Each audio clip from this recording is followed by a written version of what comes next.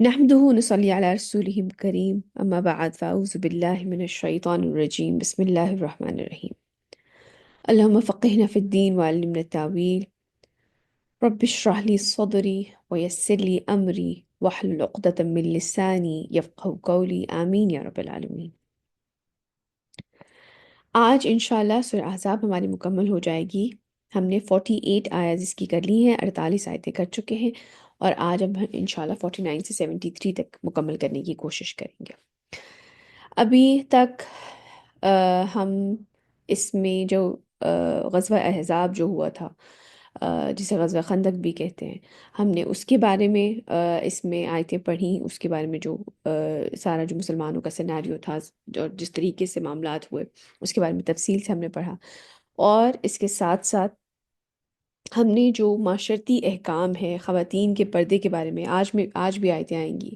پھر ایڈoption کے جو قوانین تھے کہ کس طریقے سے آپ ایک یتیم کو جو ہے اپنے گھر میں لے کر آتے ہیں، کیا آپ اس کو اپنا نام نہیں دے سکتے ہیں، یا آپ جو ہے جیسے کہ حضرت زید بن حارث، اس کے بارے میں ہم نے کل لاسٹ کلاس میں تفصیل سے بات کی تھی کہ آپ ان کو اپنا نام نہیں آپ نے دیا. نبی کریم صلی اللہ علیہ وسلم نے پہلے دیا، پھر یہ آیتیں نازل ہوئی، پھر آپ نے واپس سے اپنا نام ان سے واپس لے لیا اور ان کو اپنا ایک بھائی بنا لیا، دینی بھائی تھے وہ ان کے، جیسے کہ قرآن میں آیا. تو اس کے بارے میں تفصیلی احکام آئے، اور اس کے ساتھ ساتھ ازواج مطہرات کے بارے میں، ان کی فضیلت کے بارے میں، ان نبی کریم صلی اللہ علیہ وسلم کے خاص کر گھر سے ریلیٹڈ معاملات. کیونکہ دیکھیں جب بھی ایک معاشرے کی تشکیل ہوتی ہے تو جو آپ سمجھ لیں جو سب سے ہائیسٹ پوزیشن پہ تھے نبی کریم صلی اللہ علیہ وسلم جو ہیں، ان کے گھر سے سارا چینج شروع ہونا تھا. نبی کریم صلی اللہ علیہ وسلم کی ذات سے، ان کے اپنے گھر سے وہ سارا چینج آنا تھا. تو ان کے بارے میں جو احکام تھے ہم نے وہ پڑھے، اور آج اسی کی کنٹینویشن ہوگی انشاءاللہ. چلیے سٹارٹ کرتے ہیں. بسم اللہ الرحمن الرحیم. يا أيها الذين آمنوا إذا نكحتم المؤمنات ثم طلقتموهن من قبل أن تمسوهن فما لكم عليهن من عدة تعتدونها. یہ جو نکاح سے ریلیٹڈ معاملات ہیں اس کے بارے میں ہے. سورہ نور میں ہم کافی تفصیل پڑھ کے آ بھی چکے ہیں. اسی لیے سورہ نور اور سورہ احزاب کے بارے میں کہتے ہیں کہ یہ دونوں جو ہیں جوڑے کی طرح ہیں صورتیں، کیونکہ ان کے سبجیکٹس بہت زیادہ ملتے جلتے ہیں. اے اہل ایمان، جب تم مومن خواتین سے نکاح کرو پھر انہیں طلاق دے دو قبل اس کے کہ انہیں چھوؤ، تو تمہاری طرف ان پر کوئی عدت لازم نہیں ہے. عدت کا اصل مقصد تو یہ ہوتا ہے کہ اگر کوئی پریگننسی ہے، کوئی حاملہ ہے، تو وہ ظاہر ہو جائے پریگننسی. تو ویسے اللہ کا حکم ہے کہ آپ نے 4 مہینے 10 دن کی جو ہے وہ عدت پوری کرنی ہے. لیکن اگر کچھ معاملات ایسے ہوں کہ نکاح ہو جائے لیکن اکیلے میں میاں بیوی ایک دوسرے کے ساتھ وقت نہ گزارے، تو پھر ان کے اوپر یہ لازم نہیں ہے کہ وہ عدت کرے خواتین، جس کی تمہیں انہیں گنتی پوری کرواؤ. مطلب تمہارے اوپر یہ لازم نہیں ہے کہ وہ تمہاری وجہ سے وہ عدت کریں، کہ تم ان کے اوپر یہ چیز لازم کرو کہ وہ اپنی عدت پوری کریں، وہ پورا ٹائم پیریڈ گزاریں طلاق کے بعد کا. فمتعوهن وسرحوهن سراحا جميلا. بس انہیں کچھ دے دلا کر بڑی خوبصورتی کے ساتھ رخصت کرو. اس کے بارے میں جو احکام ہے، اگین یہ ایک فقہی چیز ہے. اگر کسی کے ساتھ اس طرح کا کوئی معاملہ پیش آتا ہے تو وہ پوری جو ہے اس کی فقہ ہے، کوئی مفتی ہے ان سے پوچھ لیں. لیکن اس کے بارے میں جو ہے کہ اگر تو حق مہر طے ہو چکا تھا تو اس کا ہاف حق مہر اس کو دیا جائے گا، اور اگر حق مہر طے نہیں ہوا تھا تو اس کے باوجود اس کے علاوہ بھی آپ اس کو کچھ دے دلا کے خوبصورتی کے ساتھ ان کو رخصت کیا جائے. مقصد یہ ہے کہ اس ساری چیز کو، جو کہ آج کل ہمارے معاشرے میں ہو چکا ہے کہ پورے ڈیورس کی ساری چیزوں کو بہت ہی اگلی بنا کے پیش کیا جاتا ہے، اس بہت ہی لڑائی جھگڑے برے طریقے سے ایک دوسرے کو برا بھلا کہہ کر اور پھر علیحدہ ہوتے. نہیں، اس کی ضرورت نہیں ہے. اللہ سبحانہ تعالیٰ فرما رہے ہیں کہ بس انہیں کچھ دے دلا کر بڑی خوبصورتی کے ساتھ رخصت کر دو. کہ یہ نہیں ہے کہ برا بھلا کہہ کے یا کوئی الزام لگا کے یا کوئی ایسی بات کہہ کے علیحدگی اختیار کی جائے. نہیں، اچھے طریقے سے خوش اسلوبی کے ساتھ بھی علیحدہ ہوا جا سکتا ہے. يا أيها النبي إنا أحللنا لك أزواجك اللاتي آتيت أجورهن وما ملكت يمينك مما أفاء الله عليك. اگلی یہ جو 50 آیا ہے اور 51 آیا ہے، اس کے اندر خاص کر نبی کریم صلی اللہ علیہ وآلہ وسلم کی ذات کو لے کر، جو جیسے ہوتا ہے نا، ایک کمپنی ہوتی ہے اور کمپنی میں مختلف امپلائی ہوتے ہیں، لیکن جو سینئر موسٹ پوزیشن پہ ہوتے ہیں ان کو کچھ خاص بینیفٹس بھی دیے جاتے ہیں اور ان کے ساتھ کچھ خاص معاملات ہوتے ہیں۔ تو آپ یہ سمجھ لیں کہ آیا نمبر 50 اور 51 جو ہے، ان میں نبی کریم صلی اللہ علیہ وسلم کو کچھ ایکسکلوسیو بینیفٹس، آپ سمجھ لیں کچھ ایکسکلوسیو آپ کے بارے میں احکامات ہیں جن کے بارے میں اس میں بات ہوگی۔ اے نبی صلی اللہ علیہ وآلہ وسلم، ہم نے تمہارے لیے حلال کر دی تمہاری وہ بیویاں جن کے مہر تم نے ادا کیے ہیں، اور وہ عورتیں جو اللہ کی عطا کردہ لونڈیوں میں سے تمہاری ملکیت میں آئی ہیں۔ یعنی کہ جو غزوات ہوتے تھے، جو جنگ ہوتی تھی، اس میں جو جو لونڈیاں آتی تھی، ان پر بھی اللہ سبحانہ تعالیٰ نے وہ تمہارے لیے حلال کر دی ہے۔ نبی کریم صلی اللہ علیہ وسلم جیسے کہ آتا ہے حضرت جویریہ کے بارے میں، حضرت صفیہ کے بارے میں، کہ وہ جب نبی کریم صلی اللہ علیہ وسلم کے پاس آئیں تو آپ نے ان کی آزاد کرنے کو ان کا مہر ٹھہرایا اور پھر آپ نے ان سے نکاح کر لیا۔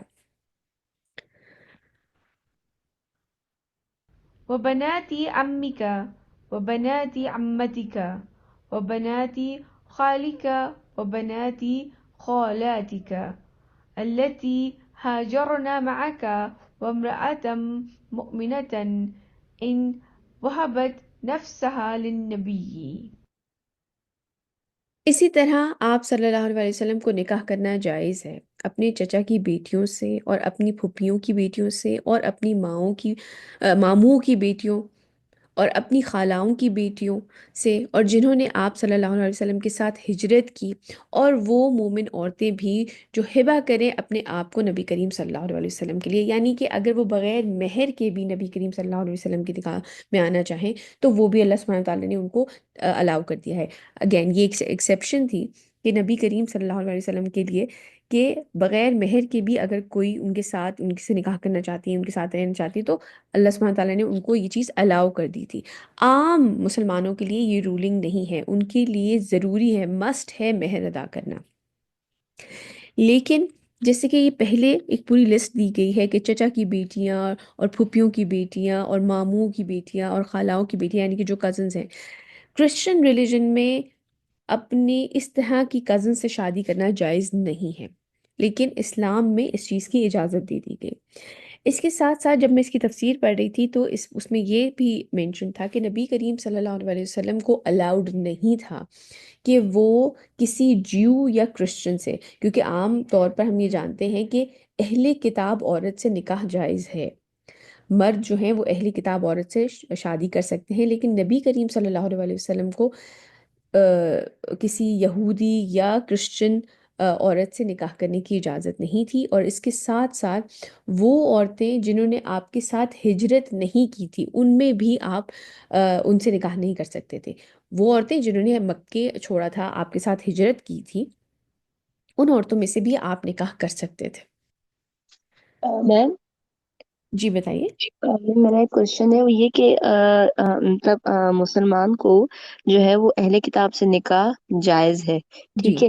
اب جیسے فور سپوز ایک مسلم بوائے ہے، اس نے کرسچن لڑکی سے شادی کر لی، ہوں لیکن اب مطلب پرابلم تو ہے نا پھر بھی، لیکن لائک ہمیں پتہ ہے کہ کرسچن جو ہیں وہ کفر کا معاملہ اختیار ہوں کرتے ہیں، ہوں ہوں لائک وہ مطلب ہوں حضرت خدا عیسیٰ علیہ مانتے ہیں السلام حضرت کو، عیسیٰ کو خدا۔ جی۔ تو اب اس کنڈیشن میں جب ایک لڑکی کرسچن ہے اور اب وہ اسلام بھی ایکسیپٹ نہیں کر رہی اور نکاح ہو بھی گیا ہے مطلب قرآن کی کنڈیشن کے حساب سے، تو لیکن وہ پھر بھی تو اپنے بچوں کو وہ کیا چیز مطلب انہیریٹ کرے گی؟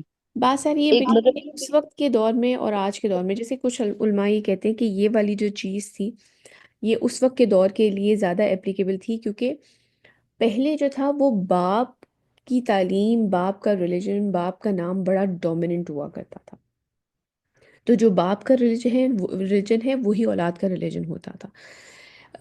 اور اسی لیے کچھ علماء یہ کہتے ہیں کہ یہ چیز آج کل اس طرح اپلائی نہیں ہوتی، کیونکہ اگر آپ اہل کتاب کو آج کل دیکھیں تو وہ اور بھی زیادہ جو ہے جو دین ان کے ہیں وہ مست ہو چکے ہیں.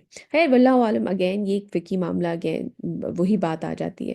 لیکن اگر آپ اصلیت میں دیکھیں تو باپ کی ڈومیننس، اولاد پر باپ کا حق زیادہ ہے اس لحاظ سے کہ جیسے انہیریٹنس کے معاملے میں بھی اگر آپ دیکھ لیں، یا باپ کا ہی نام لے کے بچہ آگے چلے گا، ماں کے نام سے آگے نہیں چلے گا. تو یہ اس لحاظ سے، اسی طرح باپ کا جو ریلیجن ہوگا تو اولاد کا ریلیجن بھی وہی ہوگا، یہی ایکسپیکٹیشن ہے. تو اس کے اوپر یہ چیز ڈیفائن کی جا رہی ہے. لیکن ہاں، جو چیز آپ کہہ رہے ہیں کہ عام فہم ہے کہ بچے جو ہے وہ ماں کے ساتھ وقت گزارا ہے اور پھر ماں اس کو اپنے دین کے اوپر کنورٹ کر لے، یہ ایک علیحدہ بحث ہے. اور اس کے اوپر آج کل جو ہے مطلب جو علماء ہیں ان کی ایک اپنی ایک رائے ہے. اگین فقہی مسئلہ ہے، ہم اس کے اندر نہیں جائیں گے. ٹھیک ہے، آپ اس کے اوپر مزید ریسرچ کر سکتی ہیں ڈیفینیٹلی. Okay ma'am.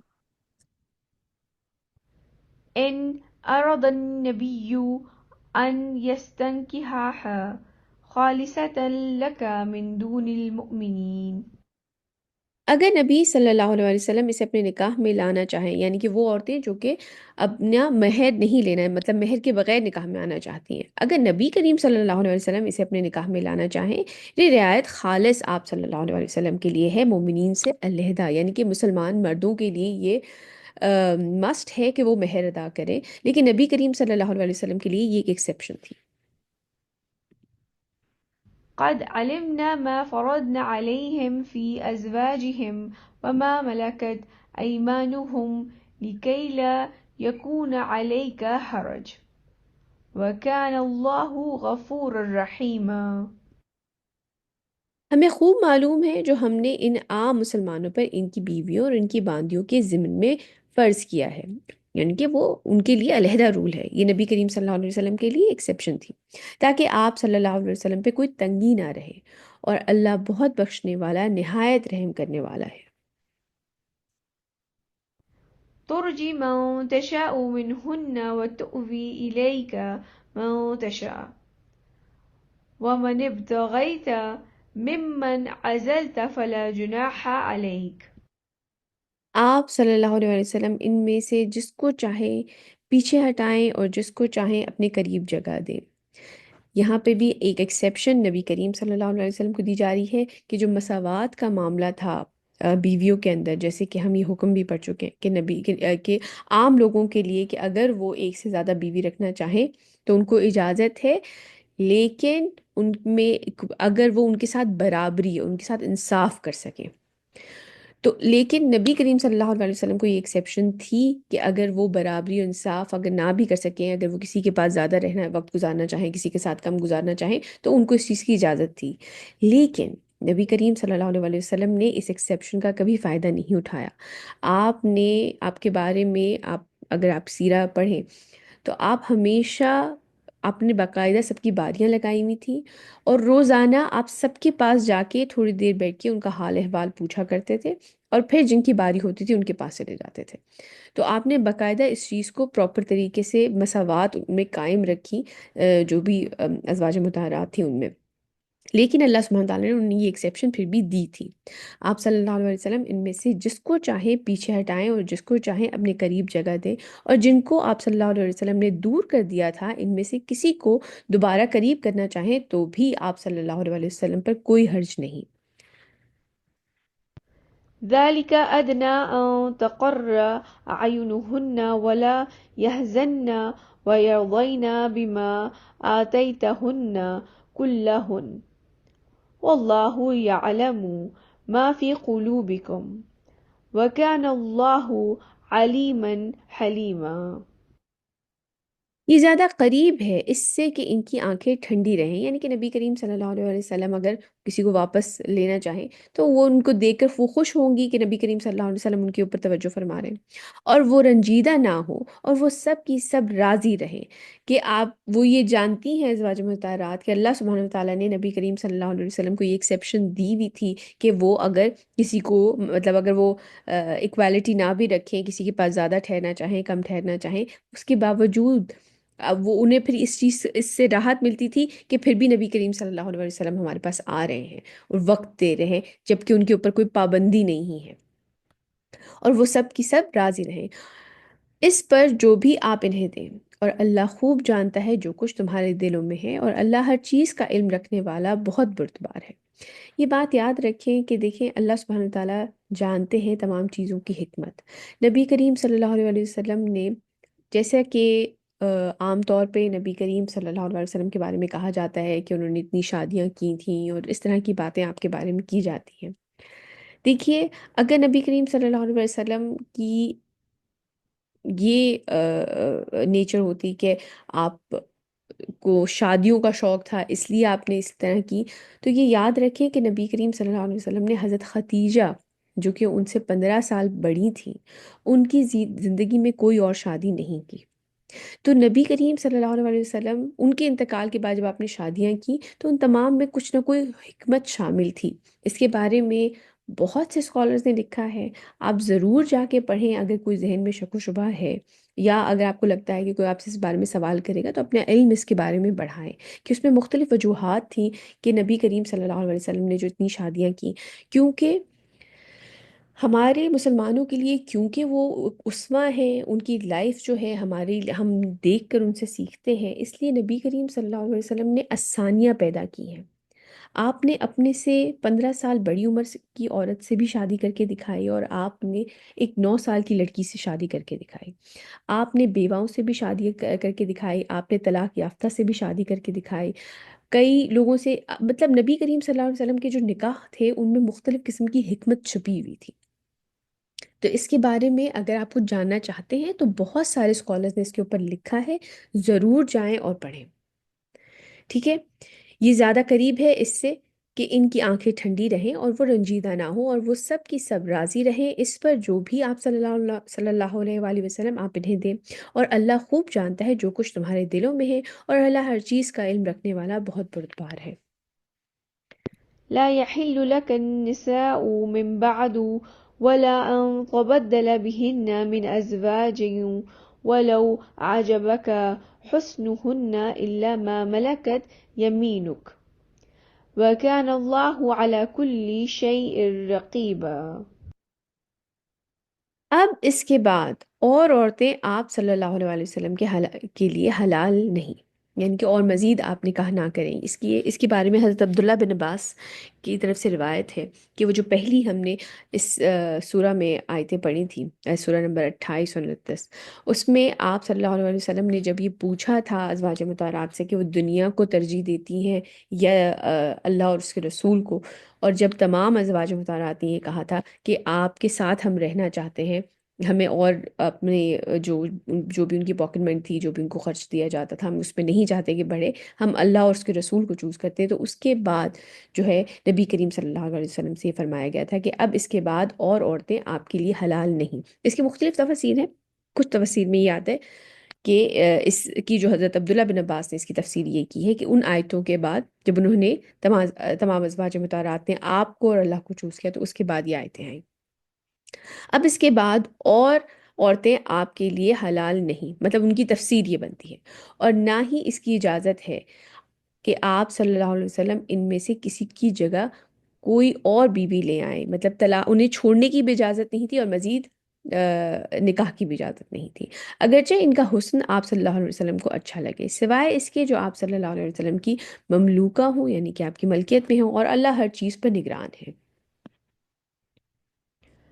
يا أيها الذين آمنوا لا تدخلوا بيوت النبي إلا أن يؤذن لكم إلى طعام غير ناظرين إناه ولكن إذا دعيتم فادخلوا فإذا طعمتم فانتشروا۔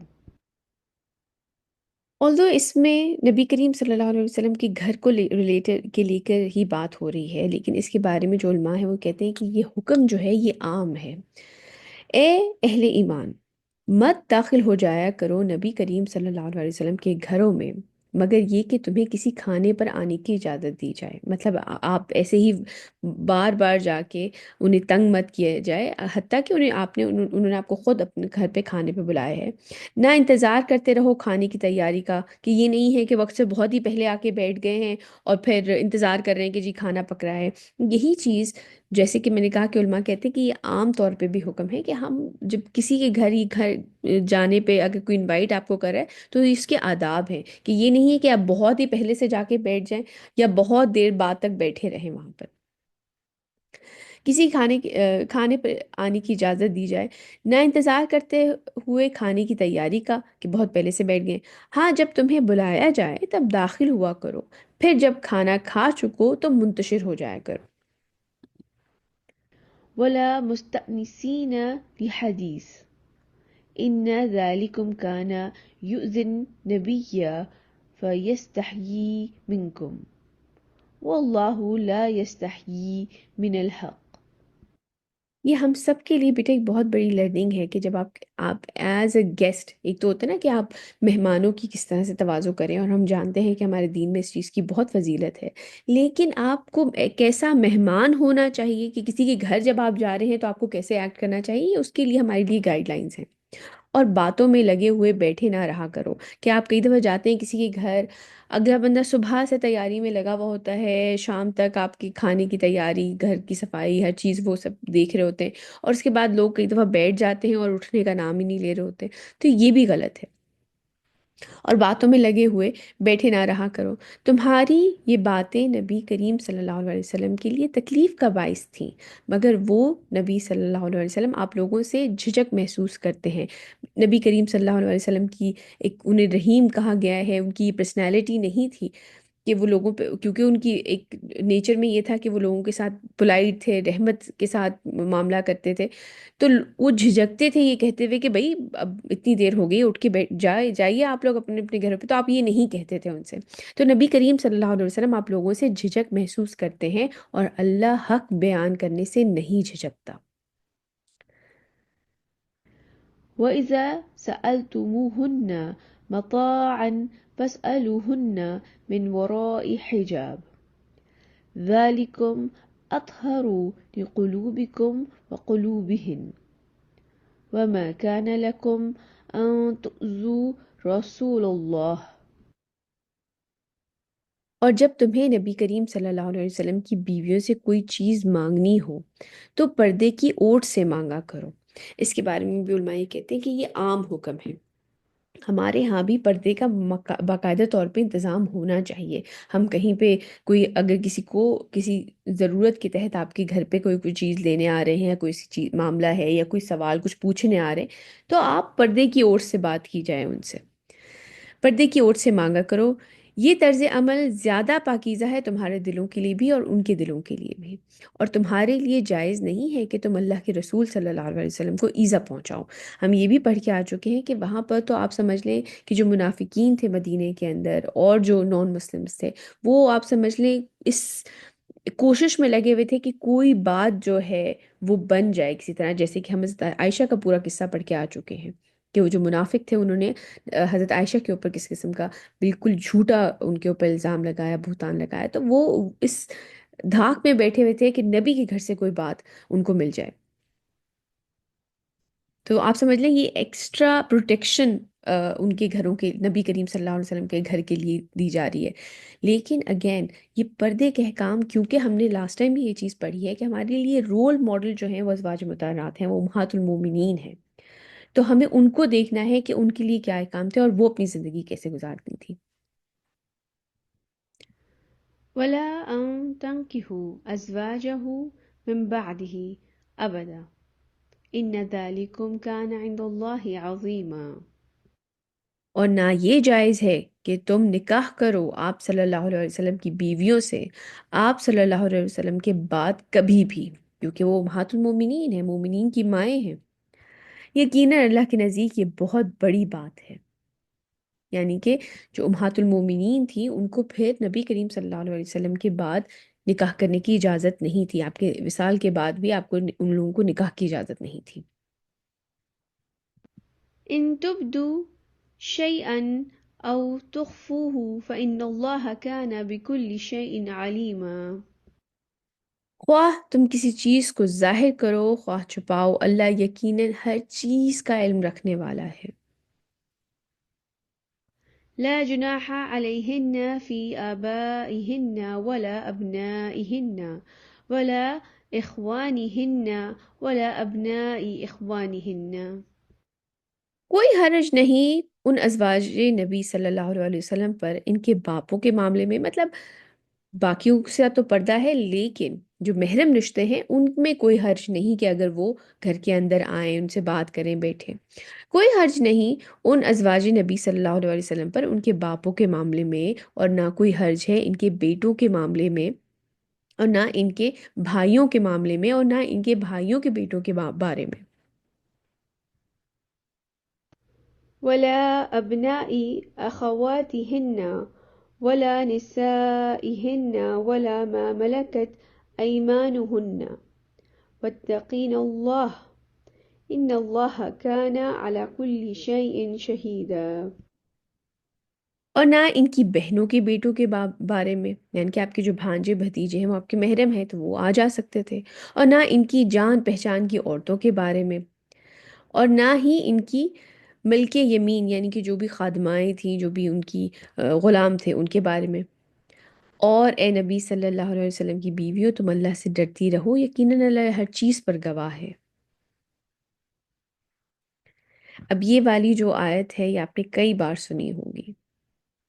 إن الله وملائكته يصلون على النبي يا أيها الذين آمنوا صلوا عليه وسلموا تسليما. یقیناً اللہ اور اس کے فرشتے رحمتیں نازل کرتے ہیں نبی کریم صلی اللہ علیہ وسلم پر.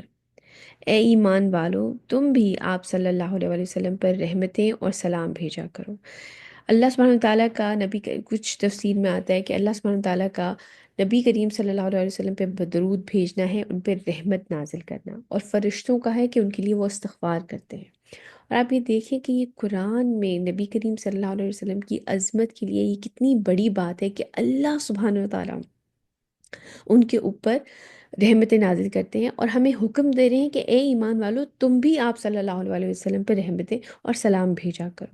یہ کتنی بڑی بات ہے ہمیں، اور یہ بیٹے یہ ہمارے لیے ایک بہت بڑی بلیسنگ ہے. ہم یہ بھی پڑھ کے آ چکے ہیں کہ اللہ سبحانہ وتعالیٰ جو صالح لوگ ہیں، جو مومنین ہیں، ان کے اوپر بھی رحمتیں نازل کرتے ہیں. میں اس کے ضمن میں آپ کے ساتھ چند احادیث شیئر کرنا چاہوں گی. رسول اللہ صلی اللہ علیہ وسلم پر جتنا ہو سکے نا درود پڑھا کریں. ابی بن کعب رضی اللہ تعالیٰ عنہ کہتے ہیں کہ میں نے عرض کیا یا رسول اللہ صلی اللہ علیہ وسلم میں آپ پر کثرت سے درود بھیجتا ہوں، میری کتنی دعائیں آپ پر درود کے لیے ہونی چاہیے، مطلب میں جتنی دعائیں کرتا ہوں اس کی کتنی پرسنٹ میں آپ پہ صرف درود بھیجنے پہ کیا کروں. آپ صلی اللہ علیہ وسلم نے فرمایا جیسا کہ تم چاہو. میں نے کہا چوتھائی، مطلب اپنی جو پوری دعا ہے اس میں 1/4 جو ہے میں آپ پہ درود بھیجا کروں اور 3/4 جو ہے میں آپ کے لیے اپنی دعائیں مانگ لیا کروں. تو آپ صلی اللہ علیہ وسلم نے فرمایا جتنا تم چاہو لیکن اس سے زیادہ تمہارے لیے بہتر ہے، مطلب اگر تم اس سے زیادہ کرو تو وہ بہتر ہے. میں نے کہا آدھا. آپ صلی اللہ علیہ وسلم نے فرمایا جتنا تم چاہو لیکن اس سے زیادہ تمہارے لیے بہتر ہے، مطلب اگر تم اور بھی زیادہ درود شریف پڑھو گے تو وہ تمہارے لیے بہتر ہے. میں نے کہا 2/3. آپ صلی اللہ علیہ وسلم نے فرمایا جتنا تم چاہو لیکن اس سے زیادہ تمہارے لیے بہتر ہے. میں نے کہا کیا میں اپنی تمام دعائیں آپ پر درود پڑھوں؟ آپ صلی اللہ علیہ وسلم نے فرمایا اگر ایسا ہو تو تمہاری پریشانیاں دور ہو جائیں گی اور تمہارے گناہ معاف ہو جائیں گے. اور اس کی جو وجہ ہے وہ کیا ہے؟ یہ حدیث میں نے ایک جگہ سنی ایک اسکالر سے اور میں نے پھر مختلف جگہ پہ یہ پڑھی بھی. جو جہاں پہ میں سن رہی تھی انہوں نے تفصیل یہ بتائی کہ ایک دفعہ رسول اللہ صلی اللہ علیہ وسلم اٹھ کے آئے اور وہ سو کے اٹھ کے آئے اور جب باہر نکلے تو آپ بہت ہی خوش تھے.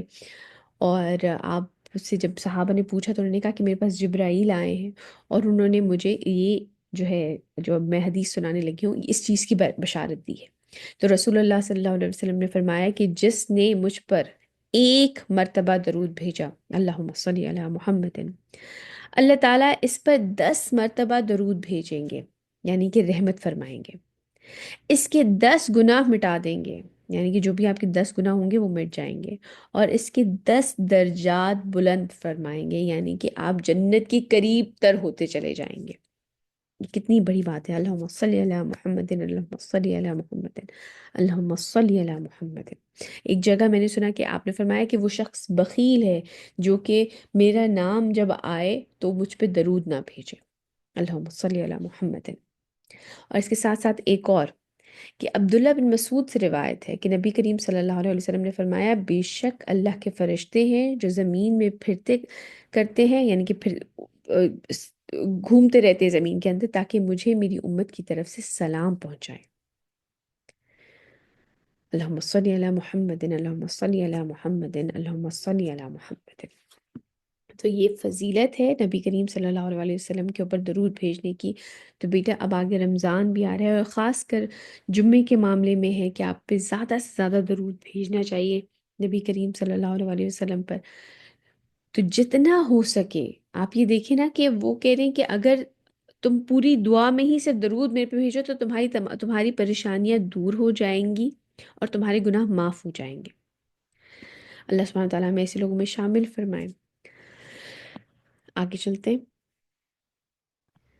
إن الذين يؤذون الله ورسوله لعنهم الله في الدنيا والآخرة وأعد لهم عذابا مهينا۔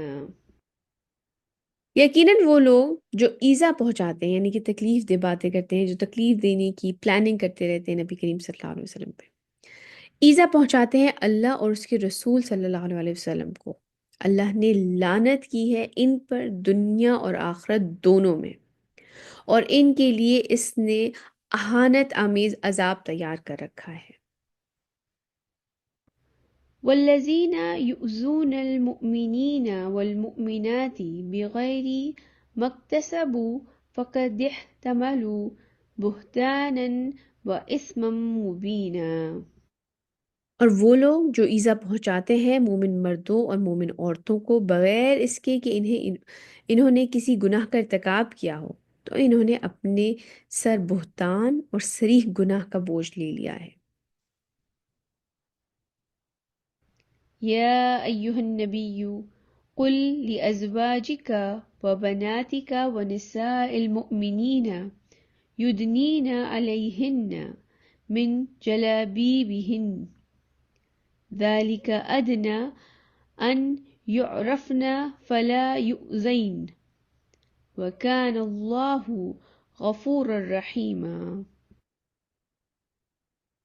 اے نبی صلی اللہ علیہ وسلم، آپ یہ دیکھیں اب یہ دائرہ بڑھ رہا ہے۔ پہلے جو زیادہ تر جو خطاب اس صورت میں ہے وہ نبی کریم صلی اللہ علیہ وسلم کی جو بیویاں تھیں ان کے بارے میں ہے، لیکن اب یہ جو دائرہ ہے یہ اور بڑھ رہا ہے۔ اے نبی صلی اللہ علیہ وسلم، اپنی بیویوں، اپنی بیٹیوں اور اہل ایمان کی خواتین سے کہہ دیں۔ یہاں پہ آپ کو پتہ چل جاتا ہے کہ یہ صرف جو آرڈرز تھے یہ صرف نبی کریم صلی اللہ علیہ وسلم کی ازواج یا ان کی بیٹیوں کے لیے نہیں تھے، بلکہ اہل ایمان کی خواتین، جو بھی ایمان والے ہیں ان کی بیویاں، خواتین سے بیویاں ان کی گھر کی عورتیں سے کہہ دیں کہ وہ اپنے اوپر اپنی چادروں کا ایک حصہ لٹکا لیا کریں، یہ اس سے نزدیک تر ہے کہ وہ پہچان لی جائیں تو انہیں کوئی ایذا نہ پہنچایا جائے، اور اللہ بہت بخشنے والا نہایت رحم کرنے والا ہے۔ یہ وہ آیت ہے جس میں بہت سے ایسے جو اسکالرز ہیں وہ چہرے کے پردے کو مسٹ قرار دیتے ہیں، کیونکہ ایک تو اوڑھنی ہے نا، وہ آپ اوڑھنی تو آلریڈی آپ اوڑھ رہے ہیں، پورا آپ کے اوپر آپ کو کور کر رہی ہے، لیکن یہ اپنے چہروں کے اوپر اس طرح سے لٹکا لی جائیں کہ آپ کا چہرہ جو ہے نظر نہ آ رہا ہو۔ تو اس میں مختلف جو اسکالرز ہیں ان کی مختلف آراء ہے اس کے بارے میں، کہ کچھ جو ہیں اسپیشلی جو صحابی تھے ان میں سے جو ایک ہے جسے وہ کہتے تھے کہ یہ اس کے بارے میں ہے کہ بس ایک آنکھ نظر آ رہی ہو کہ آپ کو رستہ نظر آیا، آپ اس طریقے سے اپنا چہرہ کور کر لیں۔ کچھ کے نزدیک جو ہے یہ بالکل جیسے آپ سمجھ لیں کہ آگے ایک ہیٹ کی طرح ہوتا ہے کہ آپ ذرا سا اپنی اگر ہیٹ آپ نے پہنی ہوئی اور آپ گردن جھکائیں گے تو آپ کا چہرہ بالکل نظر نہیں آئے گا، تو اسی طرح اپنی چادر کو اتنا آگے کر لیا جائے کہ جب آپ چل رہے ہوں تو آپ کو رستہ جو ہے بس رستہ نظر آ رہا ہو، آپ کا چہرہ اتنا زیادہ واضح نہ ہو۔ اسی طرح بہت سے مختلف اسکالرز ہیں جنہوں نے اس کے اوپر اس کی کامنٹری ہے، فقہی مسئلہ ہے، آپ جائیے اس کے اوپر سرچ کریے اور اگین اس لیے سرچ کریے تاکہ وہ وہ چیز آپ اپنی زندگیوں میں شامل کر سکیں. اور آپ یہ دیکھیں کہ یہ نہ صرف اللہ سبحانہ تعالیٰ کا حکم ہے. بٹ میم میں نے ڈاکٹر اسرار احمد کا نا یہ بیان سنا تھا، لائک جی. چہرے کے پردے کے بارے میں نا بہت زیادہ کنفیوژن مجھے تھی کہ ہوں فرض ہے نہیں ہے، حالانکہ الحمدللہ نقاب میں اسٹارٹ میں نے کر چکی ہوں میں تو، ہوں لیکن پھر بھی ایک تھا کہ فرض ہے کہ نہیں ہے کہ نہیں. ڈاکٹر اسرار احمد کا میں نے سنا، انہوں نے کہا کہ مطلب انہوں نے بہت اچھی بات کہی کہ کبھی شاعروں کو دیکھا ہے کہ انہوں نے ہمیشہ جو ہے وہ کس چیز پر پوئٹری کی ہے، ہوں ہمیشہ چہرے پر ہی انہوں نے پوئٹری کی ہے نا. تو یہ عورت کا چہرہ ہے جو اتنا اتنا خوبصورت بنایا گیا ہے، تو اگر اس سے ہی آپ نہیں کور کریں گے تو آپ کی خوبصورتی تو اسی میں ہی ہے. بالکل بالکل. آپ ان کا بھی بیان سنیں. اور اگین دیکھیں اب جیسے کچھ ہیں جیسے ڈاکٹر ذاکر نائک ہیں، وہ یہ کہتے ہیں کہ دیکھیے جو چیز اللہ سبحانہ تعالیٰ نے ایکسپلیسٹلی فرض قرار نہیں دی تو وہ آپ فرض نہیں کر سکتے. تو یہ بھی ایک رائے ہے. تو میں اگین اس کے بارے میں کوئی ورڈک نہیں دے رہی ہوں. اگر آپ اس آیت کو دیکھیں تو اگر آپ چادر اپنے اوپر لٹکا کے نکل رہے ہیں، ہم یہ آیت پہلے پڑھ کے آ چکے ہیں کہ اپنے گھروں میں قرار پکڑو. یعنی کہ انسان کی عورت کی پریفرنس یہ ہو کہ وہ اپنے گھر میں رہے، بلا وجہ بلا ضرورت وہ باہر نہ جائے. جب اسے ضرورت کوئی پیش آئی ہے، کہیں ڈاکٹر کے جانا ہے یا کسی ضروری کام سے جو بھی ہے، اگر وہ باہر نکل رہی ہے تو پھر وہ اپنے آپ کو اس طریقے سے کور کر کے نکلے کہ وہ اپنی جو بھی اس کی اوڑھنی ہے، جو اوڑھنی یعنی کہ جو بھی ایک آؤٹر گارمنٹ ہے، وہ اس طریقے سے اس کے اوپر آیا ہوا ہو کہ اس کا چہرہ واضح نہ ہو رہا ہو. پہچانی جائیں کا مطلب یہ ہے کہ پتہ چل جائے کہ یہ کسی شریف خاندان کی عورت ہے، اور آپ اس کو ایزا نہ پہنچائیں یا اس کو تنگ نہ کریں. اس کے بارے میں آتا ہے کہ جو وہاں پہ لوگ تھے، کفار تھے، وہ آوازیں کستے تھے عورتوں کے اوپر، لیکن اگر کوئی کورڈ اس طرح سے ہوتی تھی تو انہیں پتہ ہوتا تھا کہ یہ کسی اچھے شریف خاندان کی عورت ہے. تو اس طرح سے جو بن سور کے نکلنا یا اپنے آپ کو ایک بس آپ پیسٹری کی طرح پیش کر کے آپ باہر نکل رہے ہوتے ہیں، اور آپ اپنے آپ کو میک اپ اور کپڑوں سے اور جولری سے اب آپ نے اپنے آپ کو پورا لدا ہوا ہوتے ہیں، یا برانڈڈ بیگ ہے، یا جس طریقے سے بھی آپ تیار ہوئے ہیں، یہ اسلام کے بالکل خلاف ہے. یہ کوئی طریقہ نہیں ہے کہ اپنے آپ کو اتنا سجا سنوار کے آپ باہر نکلیں کہ لوگوں کی نظریں آپ کے اوپر اٹھیں اور پھر آپ ان کو بلیم کریں. میں جانتی ہوں اسلام میں پہلے حکم مردوں کو ہے کہ وہ اپنی نگاہیں نیچی کرے، لیکن بیٹے انسان نے ہم جو ہے نا اپنی قبر میں جانا ہے. ہر انسان سے اپنے بارے میں سوال ہوگا. یہ نہیں سوال ہوگا کہ فلاں شخص نے اپنی نگاہ نیچی کی تھی کہ یہ نہیں کی تھی. اس نے اپنی قبر میں جا کے جواب دینا ہے. اور بس میم جب بھی مطلب مطلب میں جب پردہ کرتی ہوں مجھے یہ آیت ضرور یاد آتی ہے کہ وہ پہچانی جائے اور ستائی نہ جائے. تو بس مجھے یہ فیل ہوتا ہے کہ اب میں اللہ کی پروٹیکشن کے مطلب میں اللہ تعالیٰ کی پروٹیکشن میں ہوں اب، بالکل. کیونکہ ان کا حکم مانا ہے تو اب وہ مجھے خود پروٹیکٹ کریں گے، لائک میری عزت کی حفاظت وہ خود کریں گے، مجھے ہیرسمنٹ سے وہ خود بچائیں گے اور ہر چیز سے وہ بچائیں گے، مجھے بری نظروں سے اب اللہ بچائیں گے. بالکل. کیونکہ بہت ساری لڑکیاں یہ کہتی ہیں کہ پھر تو پردے والی لڑکی کے ساتھ بھی ریپ ہوتا ہے، تو پھر یہ کہ یہ پھر اللہ تعالیٰ کے انڈر کنٹرول ہے. آپ لوگ بس انٹینشن کر کے نا ان کا حکم مانے، ایگزیکٹ. وہ آپ کو خود ہی کنٹرول، پھر آپ کو خود ہی وہ پروٹیکٹ کریں گے. آپ یہ دیکھیے کہ یہ بھی تو کہا گیا ہے کہ اپنے گھروں میں قرار پکڑو. بلا ضرورت باہر جانے سے بھی منع کیا گیا ہے. جیسے کہ آپ نے بات کی کہ اس طرح سے اور ایسی لڑکیاں جو کہ کورڈ ہوتی ہیں ان کے ساتھ بھی ریپ کا معاملہ ہوتا ہے، لیکن بیٹے ہم نہیں جانتے کہ اس کے اندر کیا ڈیٹیلز ہوتی ہیں. میں کسی کے اوپر اس طرح کی بہت یہ غلط فعل ہے. اللہ تعالیٰ سب کی بچیوں کو محفوظ رکھے، سب کی بچیوں کو اپنی امان میں رکھے، لیکن اللہ سبحانہ تعالیٰ اگر یہ فرما رہے نا کہ یہ ہماری حفاظت کے لیے ہے، ہماری اپنی حفاظت کے لیے، تاکہ تم پہچانی جاؤ اور ستائی نہ جاؤ، تو جس میں مطلب اس کا لڑکیاں مطلب ہے بہت کہ آپ کی زیادہ اس چیز پروٹیکشن پہ ہوگی. بحث کرتی ہیں کہ اچھا پردہ، پھر تو پردے والی لڑکیوں کے ساتھ بھی ریپ ہوتا ہے. مطلب آپ اس چیز کو کیوں نہیں ایڈمٹ کر رہے کہ ایک چیز کا حکم ہے تو آپ نے وہ چیز ماننی ہے، بات ختم، آپ اپنی ذمہ Exactly. داری پوری کر لیں. آپ بات ساری یہ ہے کہ آپ اللہ تعالیٰ کا حکم آپ کے لیے افضل ہے یا آپ کی اپنی لاجکس، یا اگر کسی ایکس وائی زی کے ساتھ اس طرح کا کوئی مسہیپ ہو گیا ہے بیچاری کے ساتھ، اللہ سبحانہ تعالیٰ ان کو عافیت دے، تو کیا اس کا مطلب یہ ہے کہ اگر اس کے ساتھ ہو گیا تو آپ بھی نہیں کریں گی؟ یا پھر آپ اللہ سبحانہ تعالیٰ کی اس آیت کے اوپر سوال اٹھا رہی ہیں کہ انہوں نے کہا ہے تاکہ تم پہچانی جاؤ اور ستائی نہ جاؤ؟ تو بات ساری یہ ہے کہ انسان نے تو اللہ سبحانہ تعالیٰ کو جو اللہ سبحانہ تعالیٰ نے اس کو ڈیوٹی دی ہے نا، وہ یہ ہے کہ وہ اللہ تعالیٰ کی عبدیت اختیار کریں، اللہ تعالیٰ کی غلامی اختیار کریں، جو انہوں نے حکم دے دی ہیں اس کے اوپر عمل پیرا ہو۔ باقی اگر کسی کے مقدر میں کوئی آزمائش لکھی ہے، کتنے کیسز ہیں کہ ان کے ساتھ یہ ہوتا ہے، آپ مجھے یہ بتائیں۔ اگر آپ صرف وے کریں کہ ایک بے پردہ عورت کے ساتھ کیا معاملہ ہوتا ہے یا کیا پرسنٹیج ہے اور ایک پردے والی کے ساتھ کیا پرسنٹیج ہے، تو آپ خود ہی اچھے جج بن جائیں گے اس معاملے میں کہ کیا پرسنٹیج ہے کہ ایک ڈھکی ہوئی عورت کو زیادہ لوگ بری نظر سے دیکھتے ہیں یا ایک بے پردہ عورت کو لوگ زیادہ بری نظر سے دیکھتے ہیں۔ تو میں مجھے مطلب یہی پرابلم ہے نا کہ لائک ہمارے ایون تو ہماری پاکستانی انڈسٹری جو ہے وہ یہ ہم، پورٹری کروا رہی ہے کہ بات ہی نہ ایک کریں۔ مووی کا کلپ تھا، اس میں وہ لڑکے کو کہہ رہی تھی ایک لڑکی کہ دیکھو ابھی نا میں تمہیں دکھاتی ہوں کہ کس طرح سے جو ہے نا وہ پردے والی لڑکی کو بھی جو ہے یہ لوگ اسی طرح سے دکھتے ہیں۔ تو اس نے کہا کہ نا تم لڑکے کو کہا تم بھی برقع پہنو، میں بھی برقع پہنتی ہوں، مارکیٹ میں چلتے ہیں۔ اب ہوں یہ اس نے لڑکی کو بھی برقع پہنا ہے، خود بھی برقع پہن کے مارکیٹ میں، اب وہ دکھا رہے ہیں کہ لوگ ان کو زیادہ اور طریقے سے دیکھ رہے ہیں۔ تو اس نے کہا کہ دیکھو جب تک مجھے جینس پہنی ہوئی تھی اور شرٹ پہنی ہوئی تھی، یعنی میں بے پردہ تھی، تو مجھے ویسے اور برا نہیں دیکھا جتنا تمہارے ساتھ میں دیکھو، تم خود دیکھ رہے ہو کہ پردے میں اور کتنا برے طریقے سے دیکھ رہے ہیں عورت کو، کہ یہ لوگ اور زیادہ کہ آئیڈینٹیفائی اگر کرنے کی آپ کوشش کرتے کہ یہ اگر اس ڈھکی ہوئی ہے تو یہ ہوں کس طرح سے ہوگی۔ نہیں کہ کیسی لاجکس ہیں، تو پھر تو بندہ پردہ ہی نہ کرے، اور بیٹے پھر اگر نہ آپ پورے ڈھکے ہوئے ہیں تو آپ میں سے کیا نظر آئے گا کسی کو؟ مجھے میں صرف مطلب بتا میں یہ دیں۔ کہتی ہوں بندہ ان سوچوں میں بھی نہ جائے۔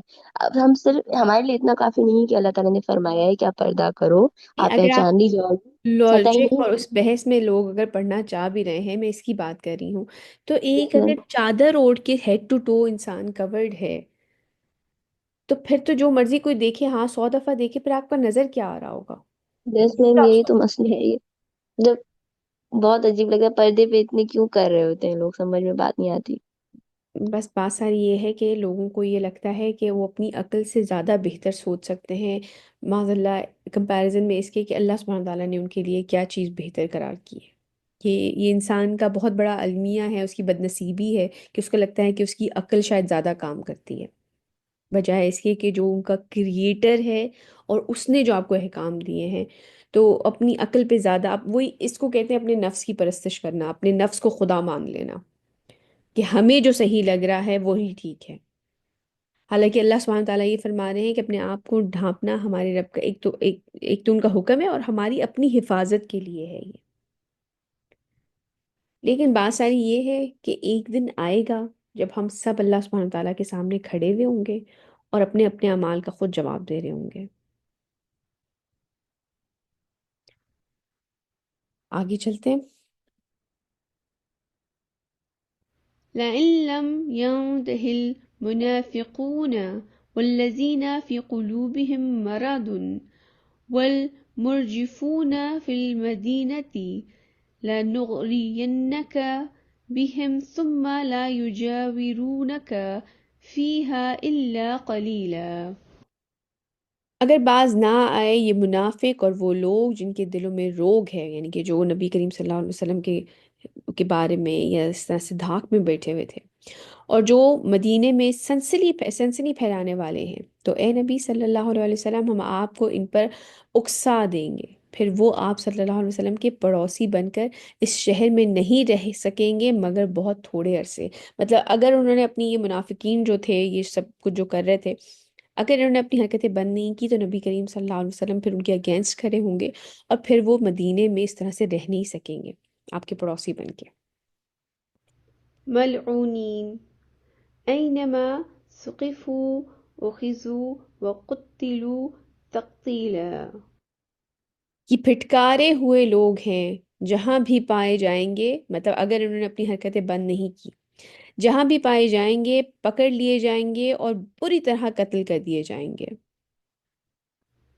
سنة الله في الذين خلوا من قبل ولن تجد لسنة الله تبديلا۔ اللہ کی یہی سنت رہی ہے ان لوگوں کے بارے میں جو بھی جو پہلے ان لوگوں کے بارے میں میں بھی جو پہلے گزر چکے ہیں، اور تم ہرگز نہیں پاؤ گے اللہ کے طریقے میں کوئی تبدیلی. یعنی کہ جو جنہوں نے پہلے بھی انکار کیا تھا یا جو پہلے بھی اگینسٹ ہوئے تھے، ان کے ساتھ بھی جو معاملہ ہوا تھا تو ان کے ساتھ بھی پھر وہی معاملہ ہوگا. يسألوك الناس عن الساعة قل إنما علمها عند الله وما يدريك لعل الساعة تكون قريبا. اے نبی صلی اللہ علیہ وسلم، لوگ آپ سے قیامت کے بارے میں پوچھتے ہیں، کہہ دیجئے کہ اس کا علم تو اللہ ہی کے پاس ہے، اور تمہیں کیا معلوم شاید کہ قیامت قریب ہی آ چکی ہو. إن الله لعن الكافرين وأعد لهم سعيرا. بے شک اللہ نے کافروں پر لعنت فرمائی ہے اور ان کے لیے دہکتی ہوئی آگ تیار کر رکھی ہے. خالدين فيها أبدا لا يجدون وليا ولا نصيرا. وہ اس میں رہیں گے ہمیشہ ہمیش، نہیں پائیں گے وہ کوئی حمایتی اور نہ کوئی مددگار. يوم تقلب وجوههم في النار يقولون يا ليتنا أطعنا الله وأطعنا الرسول. جس دن ان کے چہرے آگ میں الٹ پلٹ کیے جائیں گے، اس وقت وہ کہیں گے، ہائے کاش ہم نے اطاعت کی ہوتی اللہ کی اور اطاعت کی ہوتی رسول صلی اللہ علیہ وسلم کی. وقالوا ربنا إنا أطعنا سادتنا وكبراءنا فأضلونا السبيل. اور کہیں گے، اے ہمارے پروردگار، ہم نے اپنے سرداروں اور اپنے بڑوں کی اطاعت کی تو انہوں نے ہمیں سیدھے رستے سے بھٹکا دیا. ربنا آتِهم ضعفين من العذاب والعنهم لعنا كبيرا. اے ہمارے پروردگار، تو ان کو دگنا عذاب دے، یعنی کہ وہ خود بھی بھٹکے ہوئے تھے اور ہمیں بھی برے راستے پہ لگایا، اور ان پر لعنت فرما، بہت ہی بڑی لعنت. يا أيها الذين آمنوا لا تكونوا كالذين آذوا موسى فبرأه الله مما قالوا وكان عند الله وجيها. اے اہل ایمان، تم ان لوگوں کی مانند نہ ہو جانا جنہوں نے موسیٰ کو اذیت دی تھی، تو اللہ نے اس کو بری بری ثابت کر دیا. مطلب مختلف قسم کے طریقے سے حضرت موسیٰ کو تکلیف پہنچاتے تھے، تو یہ نبی کریم صلی اللہ علیہ وسلم کی امت کے بارے میں آ رہا ہے کہ تم اس راہ پہ مت چلنا، اس بات سے جو انہوں نے کہی تھی، اور وہ اللہ کے نزدیک بڑے مرتبے والے تھے. يا أيها الذين آمنوا اتقوا الله وقولوا قولا سديدا. اے اہل ایمان، اللہ کا تقوی اختیار کرو اور بات کیا کرو سیدھی. یعنی کہ یہ اللہ سبحانہ تعالیٰ بتا رہے ہیں کہ یہ اللہ سبحانہ تعالیٰ کی تقوی سے ریلیٹڈ ہے کہ ہم اللہ سبحانہ تعالیٰ کے بارے میں اتنے کانشیس رہیں کہ ہم صاف اور سیدھی بات کریں. تو ہمیں ہمیشہ وہی کہنا چاہیے جو سیدھا اور سچا ہو، وہ نہیں جو لوگوں کو خوش کرتا ہو. جو صاف اور سیدھی بات ہے بیٹے، وہی کرنی چاہیے. آپ ہمبلی، آپ اچھے طریقے سے، احسن طریقے سے بات کریں، اپنا پوائنٹ سامنے رکھیں، لیکن جو سچ اور حق بات ہے وہ سامنے رکھیں، بجائے اس کے کہ لگی لپٹی یا لوگوں کو خوش کرنے والی بات کی جائے. اللہ سبحانہ تعالیٰ ہم سب کو ایسے لوگوں میں شامل فرمائے جو کہ صاف اور سیدھی سچ بات کرنے والے ہوں، نہ کہ پیپل پلیزر بن جائیں کہ انہیں خوش کرنے کے لیے کوئی بات کریں. يصلح لكم أعمالكم ويغفر لكم ذنوبكم ومن يطيع الله ورسوله فقد فاز فوزا عظيما. اللہ تمہارے سارے اعمال درست کر دے گا اور تمہاری خطائیں بخش دے گا، اور جو کوئی اللہ اور اس کے رسول صلی اللہ علیہ وسلم کی اطاعت پر کاربند ہو گیا تو اس نے بہت بڑی کامیابی حاصل کر لی. إنا عرضنا الأمانة على السماوات والأرض والجبال فأبين أن يحملنها وأشفقن منها وحملها الإنسان إنه كان ظلوما جهولا.